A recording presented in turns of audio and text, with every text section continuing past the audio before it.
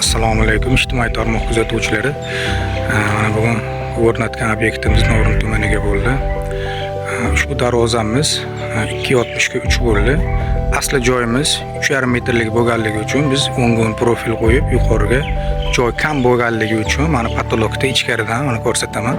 Patologda joy yo'qligi hisobiga biz tashqariga qo'yib berdik. Mana tashqariga qo'ygan holatda ham shunday bo'ldi. Rushnoy holati ham bo'ldi. Rushnoyni olib qo'ysa ham bo'ladi. Mana o'zi pastda turibdi. Tashqarida ko'cha bo'lganligi hisobligi uchun rushnoy holati ham bo'ldi. Zarurat paytida olib kelib qo'yib, yana ochib yopsa bo'laveradi.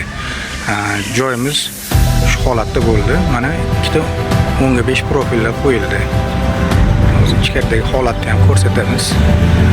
Garajimiz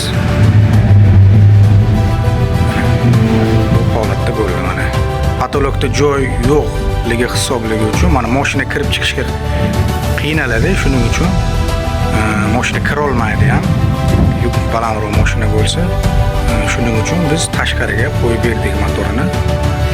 Hozir shu ishlarni ham ko'ramiz.